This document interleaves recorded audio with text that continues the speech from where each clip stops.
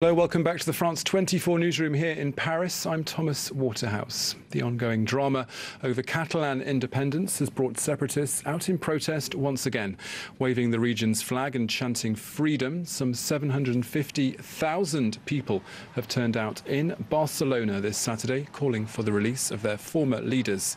8 members of the axed Catalan cabinet are currently being detained on charges ranging from rebellion to the misuse of public funds. France 24's Luke Shrego has more.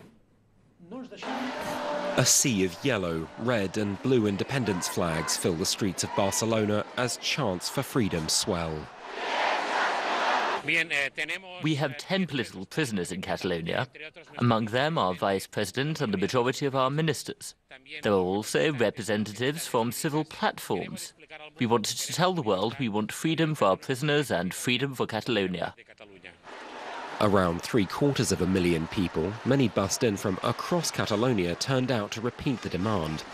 Their protest was over what they see as Madrid's heavy-handedness in the aftermath of last month's controversial referendum, with the central government currently investigating former Catalan officials for sedition, rebellion and misuse of public funds.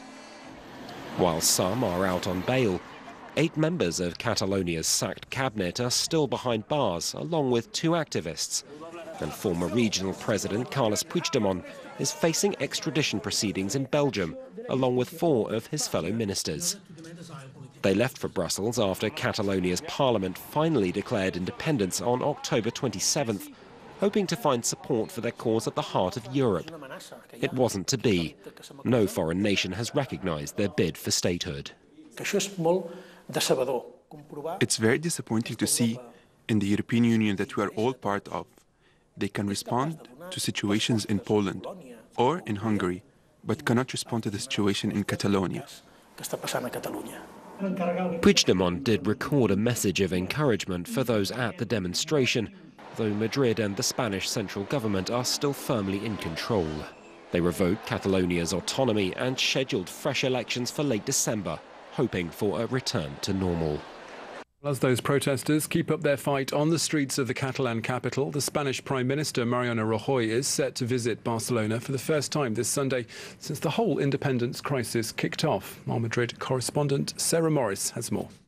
He hasn't been in Barcelona in Catalonia since this crisis began. He's largely delegated some of the actual physical appearances to some of the other people who are against independence. Above all, his health minister, who is Catalan herself. You'll remember in those anti-independence rallies that there were politicians really from across the political spectrum, and many of them were socialists who were left to do the big speaking. But the health minister herself is Catalan, and she was one of the people that Rajoy sent. It seems as if Rajoy didn't want the image of people from Madrid stamping their feet in Catalonia. Of course, he had to, as he said, intervene in the region to start running the ministries from Madrid, but he's tried to take a lightly approach, arguing that Article 155 taking over Catalonia was absolutely necessary after that declaration of independence. But this will be the first time he will be backing the People's Party in the run-up to the election, hoping that that can help boost support. Many people have been rather surprised that Mariano Rajoy took over the region and immediately called that election straight away, which some people say could be his biggest ace card, really, that people feel that all Catalans will get a vote on December the 21st.